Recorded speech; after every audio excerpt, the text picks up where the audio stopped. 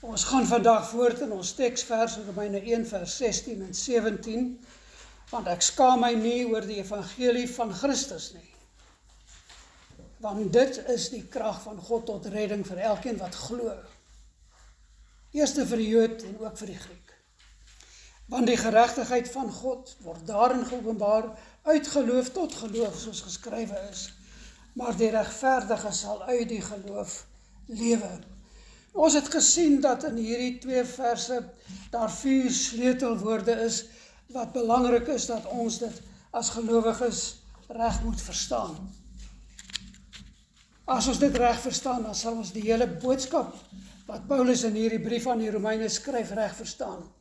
Maar ons sal ook die evangelie van Jesus Christus reg verstaan. En ons sal ook God se woord, die hele openbaring van God in die woord, in die Bybel reg verstaan. En hierdie 4 begrippe, hierdie 4 woorde, beskryf die werking van die evangelie van Jesus Christus. Hoe dit presies werk. En in hierdie 2 verse, Romeine 1 vers 16 en 17, lê Paulus hierdie fundament vir die hele brief aan die Romeine. En is dit dan ook terselfdertyd 'n samevatting van die reddingsboodskap uit die hele Bybel. En daarom het ek verlede keer gesê dat hierdie 2 verse is van die mees lewensveranderende verse in die hele skrif, want dit bring die leser of die hoorder van aangesig tot aangesig, in die eerste plek met sy sonde, sy eie sonde, dit wat 'n verwydering veroorsaak tussen hom en die Here. En dit bring dan daardie sondebesef, wat oorgaan na 'n sondebelydenis. En dan vat dit hom na God en sy waarheid en die evangelie van sy redding. En gevolglik bring dit redding en heiligmaking en versekering van die ewigheid in God se teenwoordigheid vir die wat gered is, vir die wat uitverkies is. So daar is dit. Daardie 4 sleutelwoorde vorm die hele basis van die evangelie van Jesus Christus. Vir die ongeredde het ek verlede keer vir julle gesê, is hierdie kennismaking konfronterend, in 'n sekere sin verdoemenis, nie in 'n sekere sin, in 'n baie besliste sin verdoemend, maar dit is ook vir hom slegte nuus. Slegte nuus vir die wat nie gered is nie. Maar dit is konfronterend in die sin dat hy gedwing word om te kies. Elkeen word voor die evangelie gestel en hy word gesê, kies. En soos in elke lewenssituasie is ook daar die geleentheid om die regte keuse te maak. Maar mense word veroordeel, hulle gaan na die hel, omdat hulle verkeerd kies. Hulle is dus vir hulle eie verdoemenis verantwoordelik. En dit moet ons weet.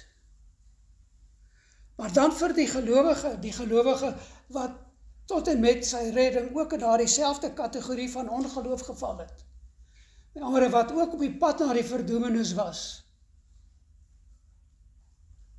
Ons was daar, geliefdes, maar ons het dan die onuitspreeklike voorreg om te weet dat hierdie evangelie vir ons die bevestiging is dat ons tyd, dit wat ons nou hier op aarde in tyd, in ure, minute en sekondes, dae, weke, maande, jare, eeue, bereken tyd, dat ons tyd in ewigheid omskep is.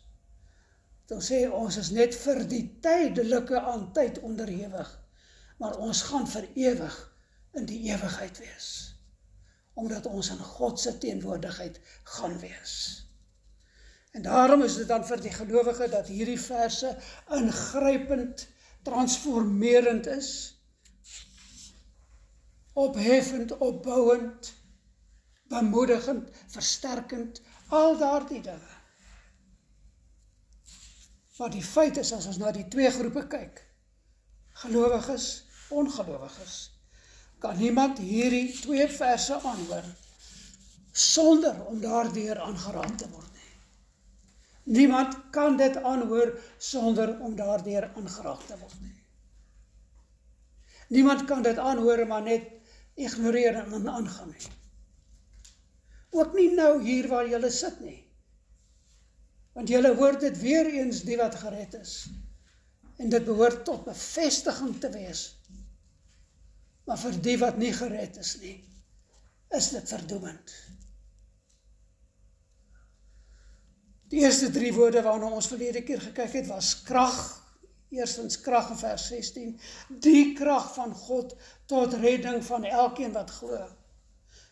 En soos ek laas keer gewys het, dit is die enigste krag wat kan red.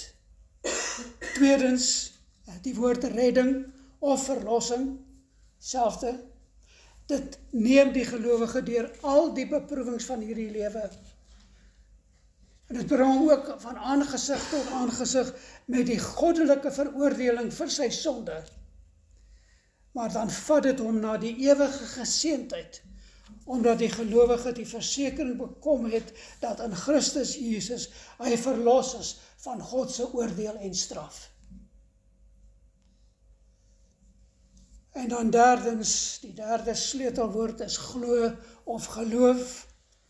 Geloof is om te glo dat God Jesus gestuur het vir sy verlossingswerk hier op aarde, dat hy hom sy lewe laat lewe het, sy bediening laat bedien het, dat hy hom laat sterf het aan die kruis van Golgotha, waar hy gelei het vir ons sondes, dat hy begrawe is, maar dat God hom opgewek het uit die dood op die 3de dag.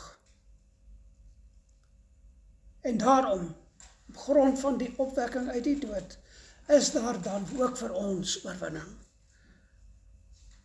En onthou daar die een beskrywing van geloof wat ek vir julle gegee het, wat maar net 'n beter manier is of 'n makliker manier is om geloof te verstaan. Dit is soos wat ons ook van gesing het, dat geloof is om met jou hele gewig teen 'n muur te gaan aanlê. Jy plaas jou hele gewig teen die muur en jy lê teen hom. Jy het geen balans meer van jou eie nie. Dit is in die krag van die muur wat jy regop bly. So is geloof, want geloof leun teen die redding in Jesus Christus. Daardie muur is dat Jesus Christus die redder is. En jy leun met jou hele wese teen daardie muur aan. En dan die ander definisie van geloof wat ek ook vir julle gegee het, was dit, dat sê geloof is die hand van die hart. Die hand van die hart, die hand van die hart gryp geloof in Jesus as die redder aan. Dit gryp dit aan, wanneer God daardie geskenk vir ons gee, van geloof, dan gryp die hand van die hart dit aan. En dit is om te glo. Te glo dat Jesus die redder is wat deur God gestuur is. Wat sy taak hier volvoer het. Wat gesterf het, wat gelei het, maar wat uit die dode opgestaan het. Dit is wat geloof aangryp. Dit is die wese van redding. En dis nou die 3 woorde tot nou. Nou kom ons vierens by die woord geregtigheid. En hier is die sleutelwoord regtig van daardie 2 sinne, daardie 2 verse. Die Engelse woord righteousness word meer as 60 keer in Romeine gebruik. So dis 'n groot, belangrike boodskap wat Paulus wil oordra.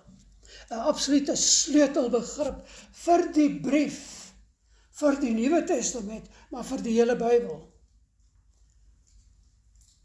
En daardie begrip geregtigheid funksioneer in absolute interafhanklikheid met die vorige 3 begrippe. Met ander woorde, krag van die evangelie wat in redding vrygestel word, wanneer geloof dit aangryp, is die openbaring van God se geregtigheid. Dit ontsluit God se geregtigheid. Dit begin met die krag van die evangelie. Onthou julle die krag wat ek julle aan herinner, wat nie in die mens lê wat die evangelie leef of verkondig nie. Dit lê in die woord van die Here. Dis is die boodskap wat ek nou preek, lê nie in my krag van my oortuigingsvermoë nie. Dit lê in die woord van die Here. Dit is soos daardie boer wat saai. Hy kan in sy swakheid saai in die ergste omstandighede, maar die saad wat gesaai word, daarin lê die krag wat ontkiem tot 'n plant.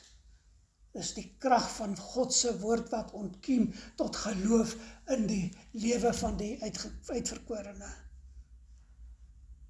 So die krag lei na redding en redding lei na geloof en geloof bring ons by die geregtigheid van God uit. En dis nie 3 verskillende stadia nie, dis 3 elemente van dieselfde ding. So krag en redding en geloof is deel van geregtigheid. Dis alles eintlik een. Daarom kan ons nie sê dis eers een en dan ek het al tot krag gekom, maar ek's nog nie tot nee, glad nie daar nie. Krag, redding, geloof, redding, eenheid. Dis 'n eenheid. Daar's nie tyd hieraan, tydverskille hier nie.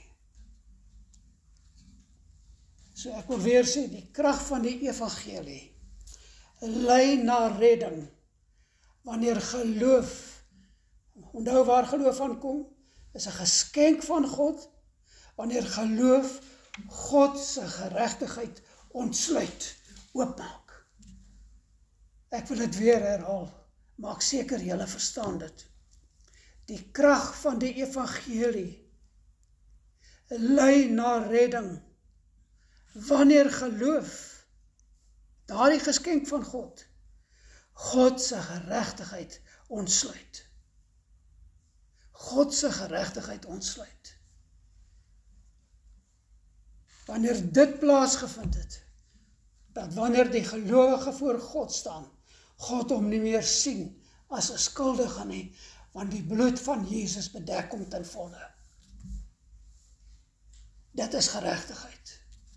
Die geregtigheid wat ons bedek, die bloed van Jesus wat die gelowige bedek. Dit is die geregtigheid van God. So wanneer ons dan hierdie proses of werking verstaan, dan sal ons God se geregtigheid verstaan. Die geregtigheid waarna Romeine 1 vers 17 dus verwys is, die geregtigheid van God, die geregtigheid wat vanaf God kom, wat hy aan die uitverkorenes skep. En wanneer die mens gered word, is dit nooit op grond van sy eie geregtigheid nie, maar op grond van die geregtigheid wat God vir hom gee, wat vanaf God kom. Dit wil sê, die een wat gered word is volkome bewus daarvan, dat hy self in sy wese of persoon niks het wat hom laat kwalifiseer vir redding nie. Hy het niks wat hom laat kwalifiseer vir redding nie. Geen besondere eienskap, karaktereienskap nie. Geen meriete, geen verdienste, geen goeie lewe of goeie werke, of 'n goeie stamboom of erfenis of status of keuses of kerkverband of kerklering of kerkaktiwiteite. Daar's niks hier onder die son wat vir die mens geregtigheid kan gee, behalwe wanneer God dit vir hom gee as 'n geskenk nie. En God doen dit deur hier, soos dit in hierdie verse beskryf word.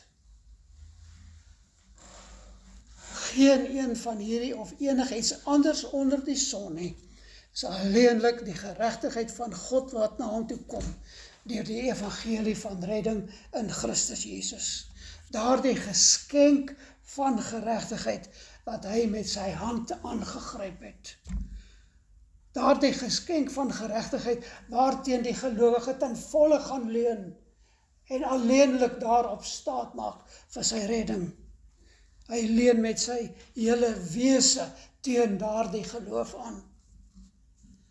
En nou weet ons, en ons het nou oor die afgelope maande en jare gesien, God het in Genesis 3 vers 15 'n redder beloof. Toe hy vir die Satan gesê het, ek gaan iemand stuur uit die saad van die vrou wat jou kop sal kom verbrysel. En dit is wat hy in Jesus gedoen het. Dit het God in die koms van Jesus dan gedoen. En op grond van Jesus se verdienste, deur sy sondelose lewe en sy sterwe aan die kruis, daar waar daardie ruiltransaksie, daardie imputasie plaasgevind het, Imputasie, nie amputasie nie, is twee totaal verskillende dinge. Imputasie, imputation. Wat is dit? Jesus se geregtigheid. Hy is volkome heilig, hy is sondeloos. Dit is geregtigheid voor God. Daardie geregtigheid word aan die sondaar oorgedra en die sondaar se sonde word aan Jesus oorgedra. Jesus sterf daarvoor en nou bedek sy sterwe. Daardie bloed van die lam wat vir die sondaar gevloei het, bedek dan die sonde van die mens. En ons staan voor God, deur die bloed bedek, gereinig, geheilig, in volkome geregtigheid voor God.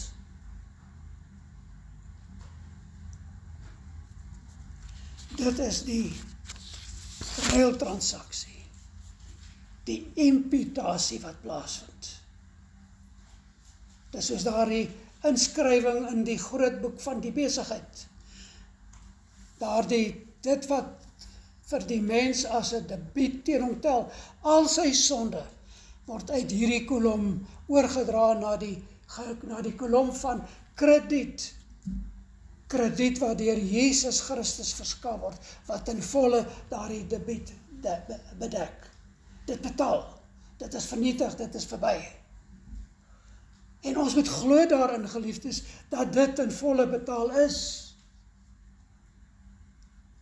Ons gedagtes kry ons nog so dikwels, kry dit die oorhand en dan dink ons, maar ek het nou net hierdie sonde weer gedoen.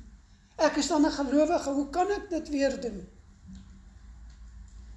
Maar Paulus verduidelik het baie goed in Romeine 7, wanneer hy ons dan ook vir ons sê, maar die stryd wat daar nog is, terwyl ons in hierdie liggaam is. Die stryd is daar, die aanval van die bose is daar, maar dit is nie verskoning vir die gelowige nie. Want die gelowige stel bo alles sy verhouding met God, sy verhouding met Jesus, en daarom wil hy nie sondig nie. En hoe langer jy 'n gelowige is, en hoe ouer jy in die geloof word, hoe meer indringend en skerp en verterend is die sonde in jou lewe, want jy wil dit nie hê nie. Jy wil dit nie hê nie. Maar dan moet ons altyd terugkeer na hierdie evangelie wat sê, ons sondes is ten volle deur Jesus betaal.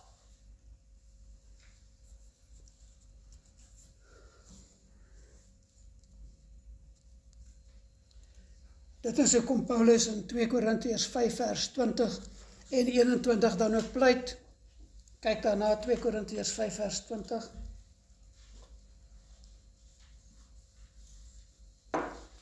Daar skryf Paulus, ons bid julle om Christus wil. Laat julle met God versoen. Want hy het hom wat geen sonde geken het, maar sondeloos was, heilig was, totaal geregtig was.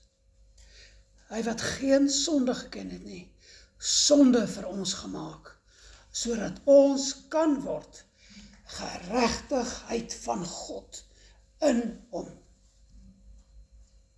So wanneer Paulus in Romeine 1 dan sê, want die geregtigheid van God word daarin geopenbaar, bedoel hy nie dat dit net aan die menslike verstand geopenbaar word nie, of dat dit net in die menslike geskiedenis bekend gemaak is nie, maar hy bedoel dat dit spesifiek geopenbaar is in die aksie en die werking van die evangelie van Christus Jesus, wat na die wedergeboorte of redding van die persoon lei. Dit wil sê, dit is daarin geopenbaar, dit wat hier op die wêreld gebring is, gestuur is, in die liggaam van Jesus Christus.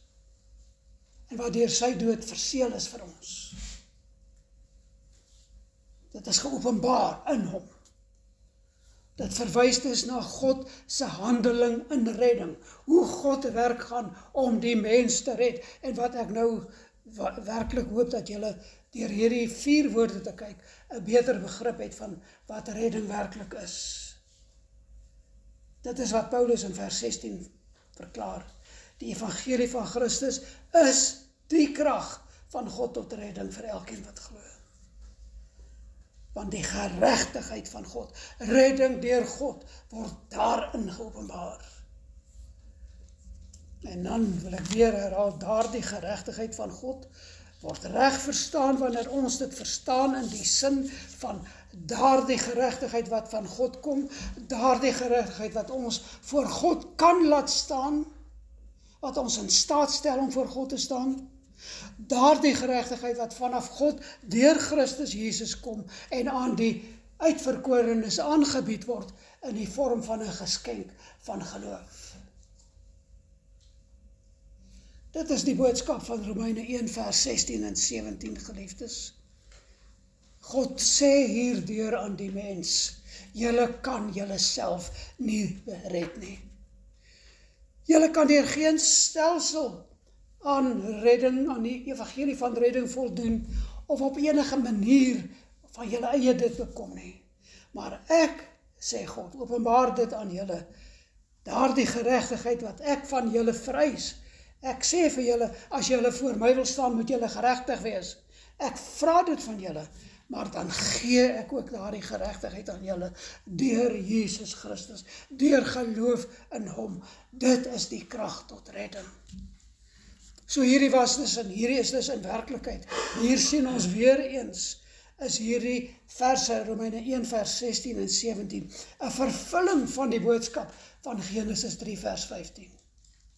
'n vervulling van die boodskap van Genesis 3 vers 15. En dit was daar in al die handelinge van God, dwars deur die Ou Testament. Sy handelinge met sy volk Israel. Die mense, die manne wat hy uitverkies het as die volksleiers, die profete, almal van hulle, die konings wat hulle rol gespeel het. God se handeling was in al daardie dinge. Dit was ook in die 4 evangelies wat Christus Jesus se koms beskryf het. Dit was in elke handeling van Jesus as seun van die skrynwerker tydens sy eerste 30 jaar, toe hy 'n totaal sondelose lewe gelei het en dit voortgesit het tydens sy 3 jaar van bediening in sy wandel hier op aarde, wat hy besonder met sy apostels gewandel het en hulle geleer het wat die beginsels van die koninkryk is. Onthou daar die woorde van God die Vader in Matteus 3 vers 16 en 17, waar die Vader die Seun bevestig. Matteus 3 vers 16, en nadat Jesus gedoop was, het hy dadelik uit die water opgestaan, en met eens gaan die hemele voor hom oop, en hy sien die Seun, hy sien die Gees van God, soos 'n duif neerdaal op hom.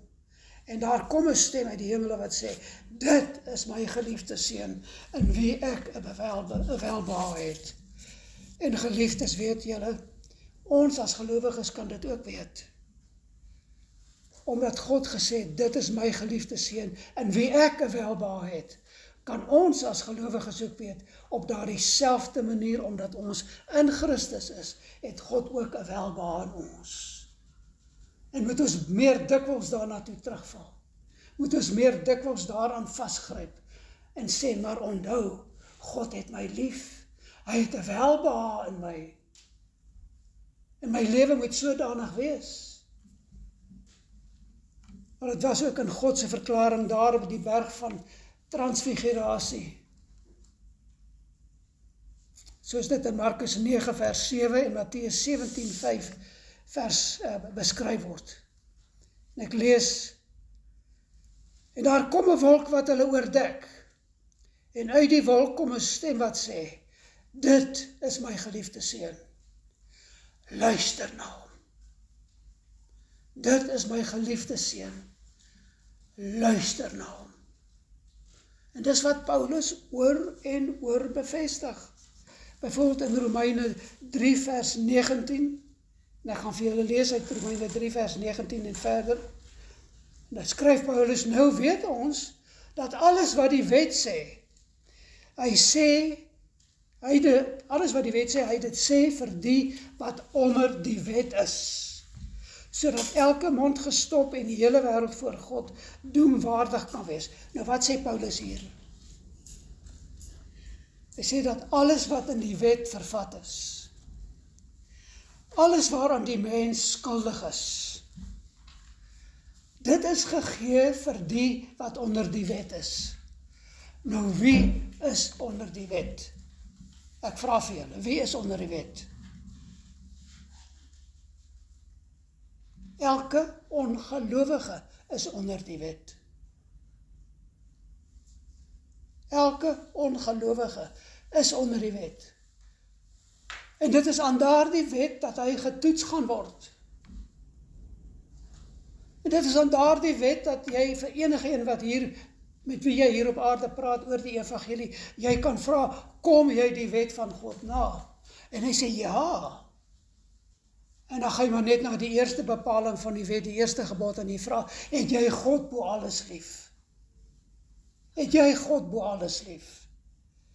En wat gaan jou antwoord wees? Wat is enige mens se antwoord? Nee. Nee. Nee.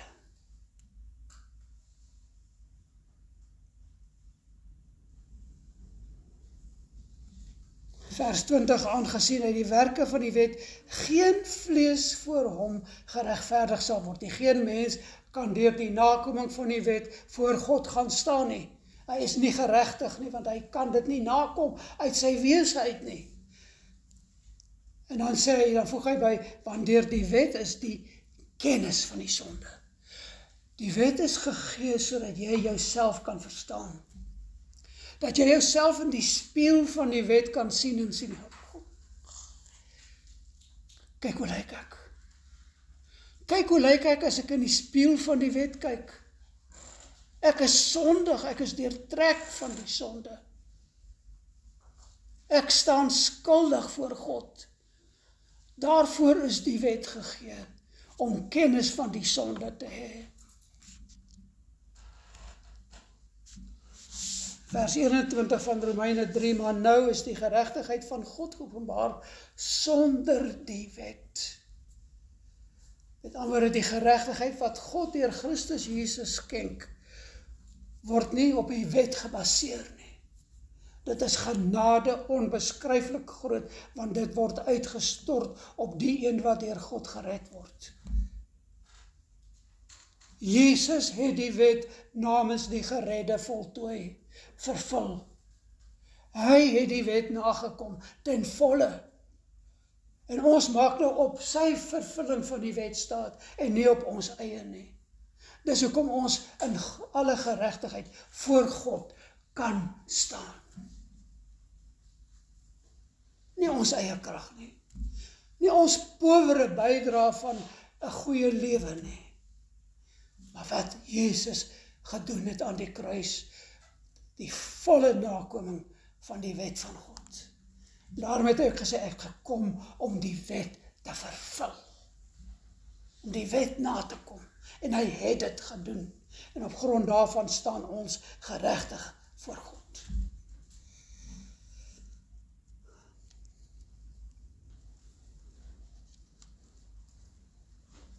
Maar we lees weer vers 21, maar nou is die geregtigheid van God geopenbaar sonder die wet.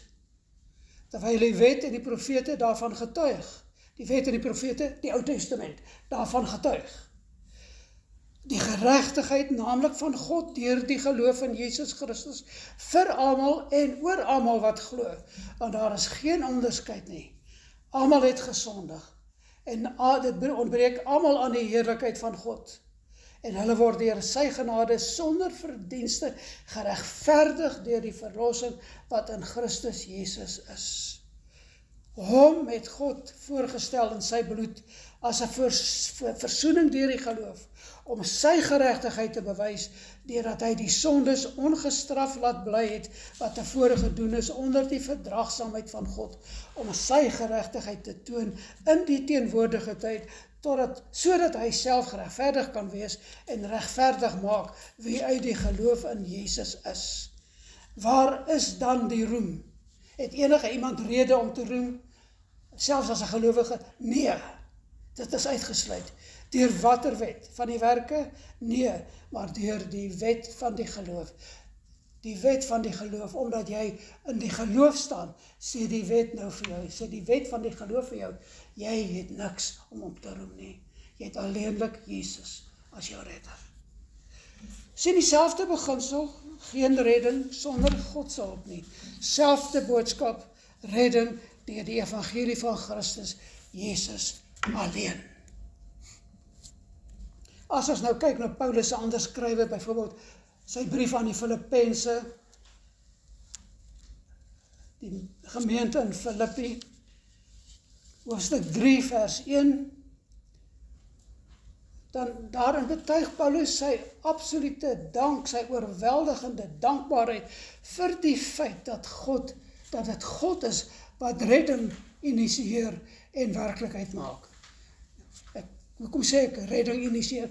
Want as God dit nie doen nie, sal niemand gered word nie. As God dit nie doen nie, sal niemand gered word nie. Hy skryf aan hulle verder, my broers, wees bly in die Here. Om dieselfde dinge aan julle te skryf, is vir my nie moeite nie, vir julle gee dit sekerheid. Ek herhaal met ander woorde dit met graagte. En dan waarsku hy teen die dwaalleers wat met allerhande ander dinge kom. Pas op vir daardie betekenislose besnydenis. Maar moenie waardelose godsdienst najaag nie. Die mense wat nog in die ou verbond die besnydenis wil handhaaf, of dan die doop van die verbond wil najaag. Ons het die ware besnydenis, ons wat God deur sy gees dien, ons wat ons op Christus Jesus beroem en nie op uiterlike dinge vertrou nie. Tog sou ek ook op die uiterlinge kon vertrou, en dan noem hy al daardie dinge wat hy was, en ek wil nie weer daarna toe teruggaan nie. Maar dan kom hy by vers 7, hy sê, al daardie dinge wat ek gedink het belangrik was voordat ek deur God bekeer is, beskou ek nou as niks. Wat vir my 'n bate was, beskou ek nou as waardeloos ter wille van Christus. Ja, nog meer, ek beskou alles as waardeloos, want om Christus Jesus my Here te ken, oortref alles in waarde. Daar's niks heiliger, groter, meer bevredigend, meer blydskapwekkend as om Christus te dien nie. Terwille van hom het ek alles prys gegee, en beskou ek dit as verwerplik, weer daardie woord skubelon, skubelon, ek beskou dit as skubelon, sodat ek Christus as enigste bate kan verkry, en een met hom kan wees. Vrygespreek, kyk daardie fantastiese woord, vrygespreek, wonderbaarlik, nie omdat ek die wet onderhou nie, maar omdat ek in Christus glo. Dit is die vryspraak wat God gee, omdat 'n mens in hom glo. Maar ek het die geregtigheid van God in Christus Jesus ontvang. En al wat ek nou wens is om Christus te ken, om die krag van sy opstanding te ondervind, en deel te hê aan sy lyding deur aan hom gelyk te word in sy dood, maar ook om aan myself dan te sterwe, om die dinge van hierdie wêreld op te gee, vrywilliglik, nie onder dwang nie, in die verwagting dat ek self deel sal hê aan die opstanding uit die dood. Maar kom ons gaan weer terug na Romeine 1, kyk weer na vers 17. Want die geregtigheid van God word daarin geopenbaar uit geloof tot geloof, uit geloof tot geloof, soos geskrywe is, maar die regverdige sal uit die geloof lewe. Onthou daarin is daar die aanhaling uit Habakuk 2 vers 4, Habakuk 2 vers 4, die regverdige sal uit die geloof lewe. Nou geloof soos hier beskryf word, dek die hele wese van die mens wat gered word. En dit is meervlakkig, is nie enkelvoudig nie. Dit dek elke aspek van ons lewens. Ek hoop julle hoor nou wat ek sê. Geloof dek nie net die gelowige daardie kort uurtjie op 'n sonnagoggend wat hy kerk toe gaan nie, en dat hy nou daar in die grootste heiligheid nou sit nie, of dink dat dit so is nie. Geloof dek elke aspek van ons wese. Daar waar ons hier by mekaar kom na die diens, en in gemeenskap met mekaar 'n koppie tee geniet, en as daar iets te ete is ook dit. Daar waar ons in gemeenskap met mekaar 'n gesprek voer, al is dit dan ook oor wêreldsgoed, Daar waar ons hier uitgaan en na die winkels toe gaan of na die sportveld toe of waar ook al, waar ons huis toe gaan en waar ons met mekaar verkeer, geloof dek elke aspek van ons lewens. Ook daar.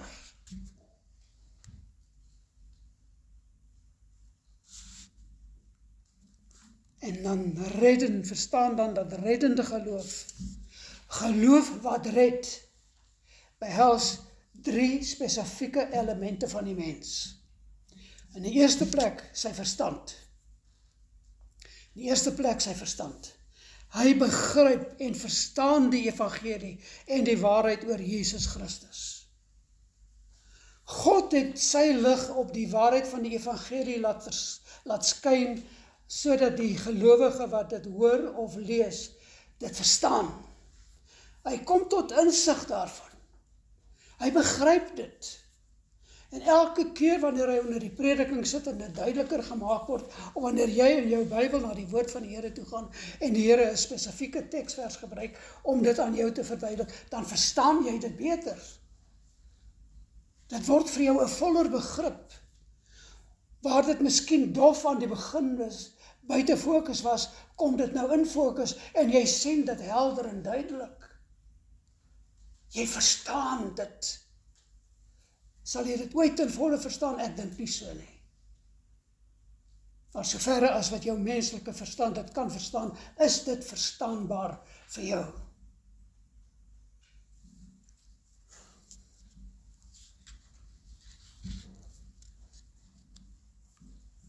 Dit verduidelik vir jou in detail daardie geopenbaarde waarheid oor Jesus Christus wat in die Bybel opgeteken is. Daardie waarheid verduidelik dit vir jou.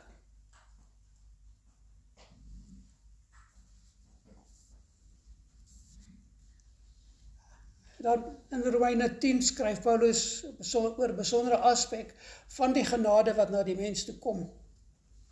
En hy vra in Romeine 10 vers 14, maar hoe kan 'n mens God aanroep as jy nie in hom glo nie? Hoe kan jy in hom glo as jy nie van hom gehoor het nie? En hoe kan jy van hom hoor sonder iemand wat preek?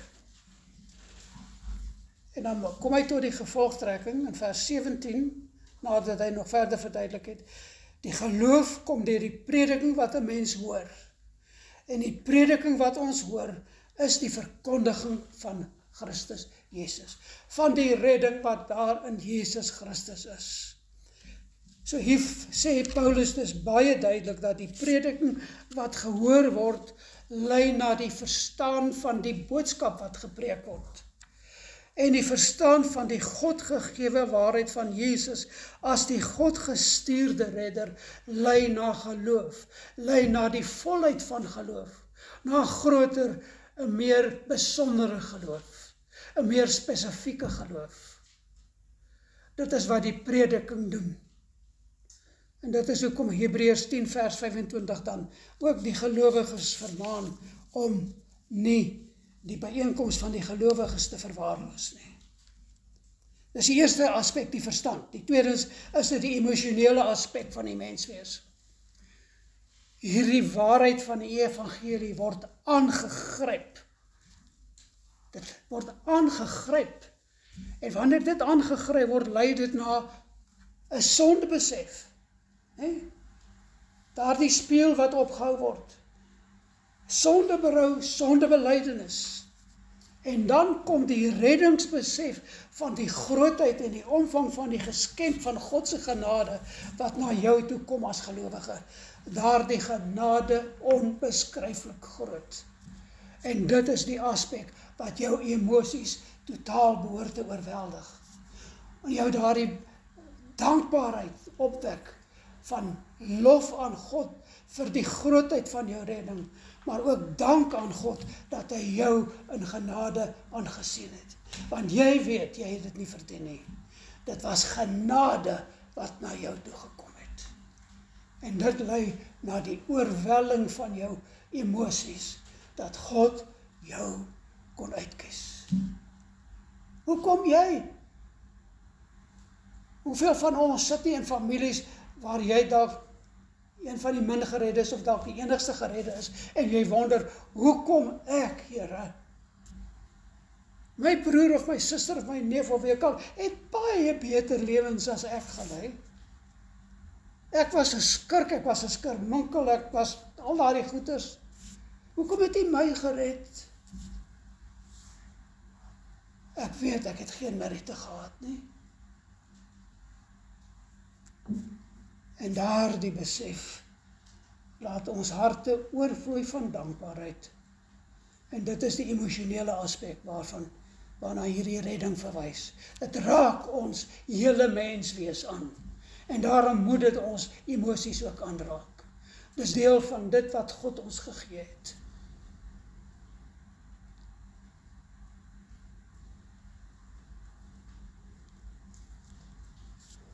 En as dit dan werklik deeglik posvat, sal dit lei na blymoedigheid, wat ongeëwenaar is, wat ten spyte van wat jou omstandighede ook al is, wat ten spyte van watter teëspoed of vervolging of swaar kry, of al daardie goed jy ook al in hierdie lewe ondervind, jy 'n blymoedigheid in jou het,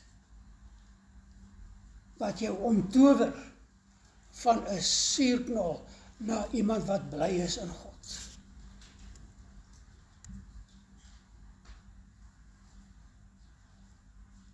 Wat ek hiermee sê is, 'n ware gelowige sal op sy gesig gelees kan word.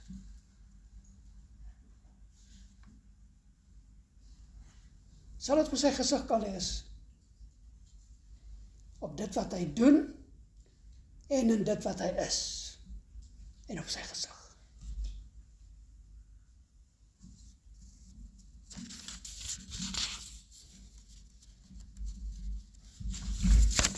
Derdens dan, geloof behels ook die wilsaspek van die mens. Ons het dus gehad die verstand, die emosie, en nou die wilsaspek, die wil van die mens. Die verstaan van die evangelie, tesame met die emosionele oorweldiging, die oorweldigende besef wat na jou toe kom, het dan tot gevolg die aangryping daarvan deur die wil van die mens. Romeine 10 vers 17, die geloof is dus uit die gehoor, wanneer jy dit hoor, en die gehoor is deur die woord van God. Ons kan byvoeg, is ook uit die lees daarvan, en deur die sien daarvan, dit lei na die aangryping deur die wil. En hierdie gehoor wat tot geloof lei, is dan juist daardie geskenk van God, waarvan Paulus in Efesiërs 2 vers 8 skryf. Daardie geskenk van God, want uit genade is julle gered, deur die geloof, nie uit julle self nie. Dit is die geskenk van God. Dit is die geskenk van God. Want dit bring jou by dit konfronteer jou met die waarheid, en al wat vir jou oorbly is om te sê, ja of nee. Ja, ek wil dit hê, ek gryp dit aan, of nee. Maar ook dit is 'n geskenk van God. So sien ons dat hierdie drie, die verstand, die emosies, die wil, al drie saam ingesluit word in daardie geskenk van God, wat tot redding lei. God werk in jou, deur jou verstand, deur jou emosies en deur jou wil, om daardie geskenk met die hand van die hart te ontvang. Om dit aan te gryp. Al drie saam ingesluit word daardie geskenk van God, wat tot redding lei. Wat tot redding lei. Die wil, die emosies, die verstand. In die regte volgorde verstand, emosies en wil. En wanneer dit dan deur God oorweldig word in sy genade, lei dit na geloof. En daarom bly redding nooit net by redding nie. Redding bly nie net by redding nie. Behalwe vir daardie een man, Daardie man aan die kruis saam met Jesus aan wie Jesus gesê het, vandag sal jy saam met my in die paradys wees. Dis die enigste mens vir wie daar verskoning is. Want hy het nie tyd gehad vir heiligmaking nie. Redding lei altyd na heiligmaking. Dan sê jy lewe 'n lewe van heiligheid. Dit wat jy doen word deur jou geloof aangeraak en jy doen 'n ding op 'n manier wat die wêreld nie doen nie en wat die ongelowige nie wil hê of wil doen nie. En jy sien hulle en jy het met hulle te doen, maar ook hulle moet jy in jou heiligmaking op die regte manier hanteer. Jy kan nie gaan byna met 'n vuis of op hulle spoeg of so iets nie. Jy handel met hulle in heiligmaking. Redding werk altyd uit in heiligmaking. Jy kan die twee nie skei nie. Salvation always leads to sanctification. Redding, heiligmaking. En alles wat jy dan hier op aarde doen, alles, elke ding, doen jy as 'n deel van jou heiligmaking. Jy kan nie sê, ek los het nou net hier vir 'n rukkie en ek gaan nou uit, ek gaan nou iets doen en dan sal ek nou weer terugkom en weer hierdie las van heiligmaking opneem nie. Waar jy ook al is as gelowige, moet jy besig wees en is jy besig met 'n lewe van heiligmaking.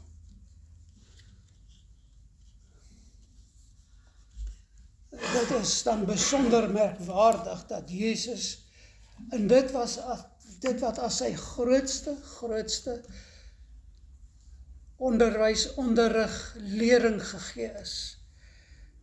Daardie saligsprekinge wat 'n deel is van die bergpredikasie wat ons in Matteus 5 en 6 kry. Nou kom ons by daardie een besondere saligspreking in Matteus 5 vers 6.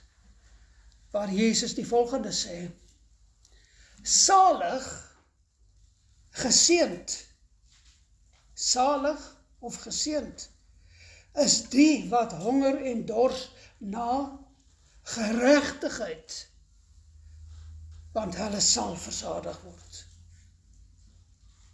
Hulle sal versadig word. En dit is nie net van redding wat hy hier praat nie, maar ook van heiligmaking. Wanneer God in die mens werk wat uitverkies is tot redding, en aan wie hy homself en sy evangelie in Christus Jesus openbaar, dan word daar die eerste honger en dors na geregtigheid gestil. Daar die aanvanklike. Dit is soos iemand wat uit die woestyn uitkom, en daar staan 'n pragtige groot yskas in die middel van die woestyn. En hy weet nie wat dit daar maak nie, maar hy gaan soontoe en hy maak oop en daar is 'n beker met heerlike, koue water. En hy vat daar die eerste teug. Dit is salig, is dit nie?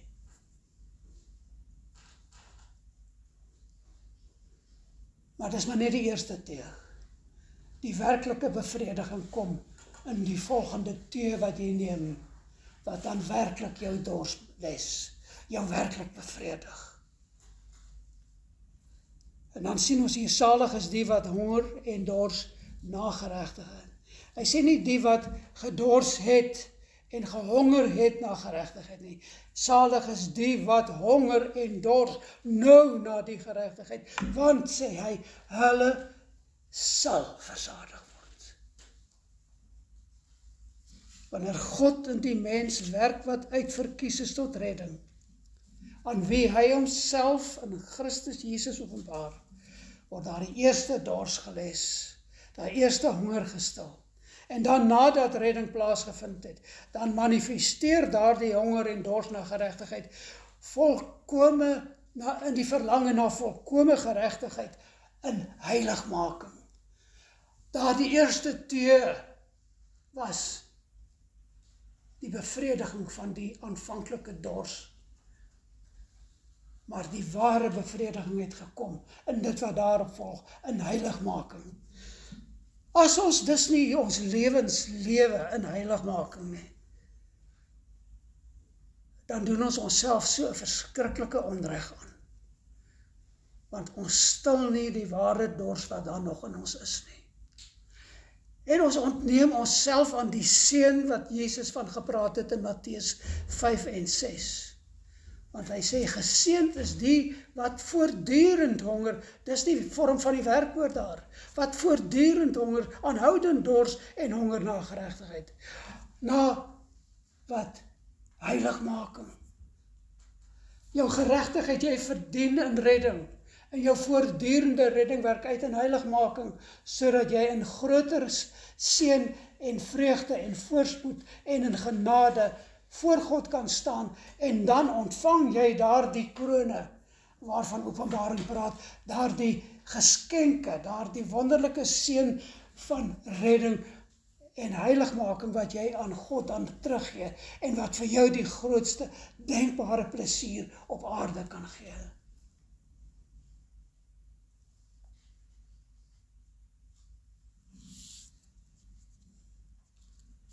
Jesus se versekering is baie seker en duidelik. Salig of geseënd is die wat honger en dors na die geregtigheid. Hulle sal versadig wees. Dit laat ons ook dink aan Dawid daar in Psalm 42 vers 2 en 3 toe hy gesê het, soos 'n hert wat smag na waterstrome, so smag my siel na U, o God. Dis die versmagting in die siel wat daar is, moenie dit ignoreer nie.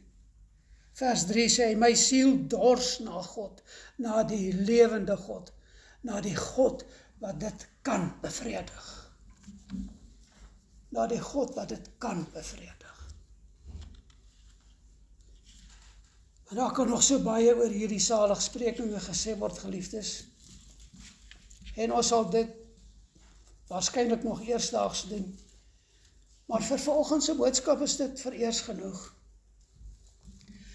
Daarom sluit ek af deur te sê, wanneer ons na die groter prentjie van Romeine 1 vers 16 en 17 kyk, dan behoort ons te besef dat die geregtigheid van God, wat op die gelowige uitgestort word, dat dit oorvloedig is, dat dit bevredigend is, dat dit oorweldigend is, dat dit sy siel vul en voed tot oorlopendste, tot die grootste denkbare bevrediging.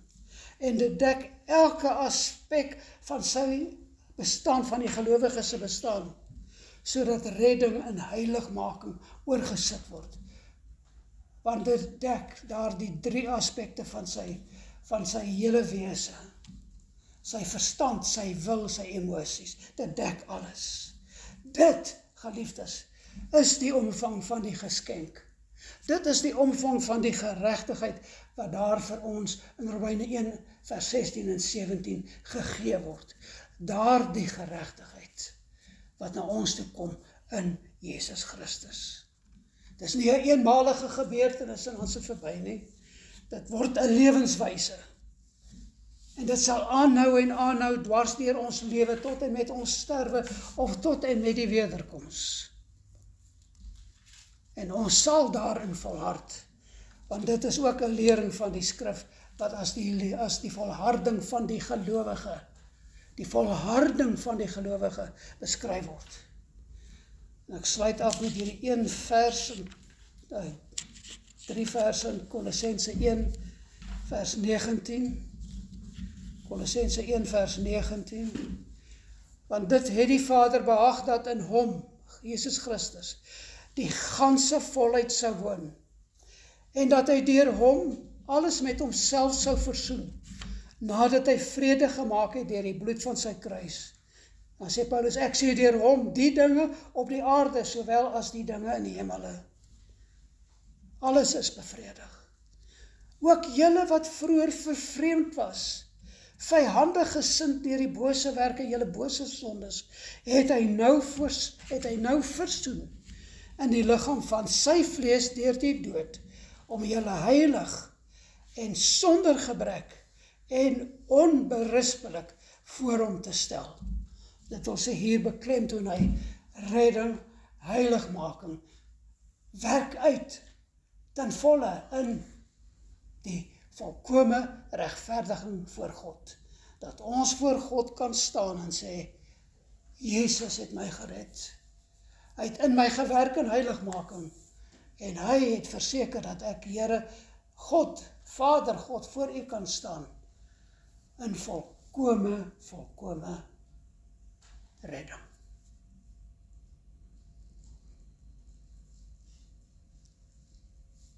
Wat meer kan ons vra?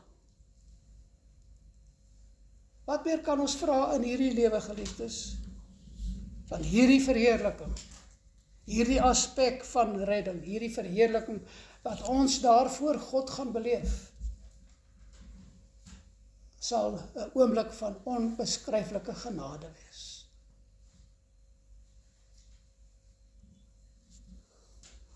Algevolgtrekking waartoe ons dus kan kom, nadat ons nou hierdie waarhede gehoor het, is dat God se genade is onbeskryflik groot. En mag ons almal daarin groei, in ons kennis en verstaan daarvan. En dat dit ons emosies sal oorweldig in die grootste gevoelens van dankbaarheid wat moontlik is. En dat dit dan sal lei tot die oorweldigende besef, daardie verstandsbesef, hierdie genade is onbeskryflik groot. Amen. Ons loof u, Vader, vir hierdie genade. Wat meer kan ons sê as dat dit onbeskryflik groot is? O Here, hoor nou ons lied wanneer ons dit sing. Luister na die lied van elke hart en van elke verstand en van ons emosies. Sien ons harte aan, Here, en word verheerlik deur dit wat u aanskou, omdat hierdie waarheid nie net vir ons bevrydend is nie, maar ook opbouend en ook verheerlikend, Here, dat ons besef, ons gaan in die grootste vrymoedigheid voor u staan, omdat Jesus dit moontlik gemaak het. En dit is wat u gewil het, Vader. Ons dank u vir daardie genade in Jesus se naam. Amen.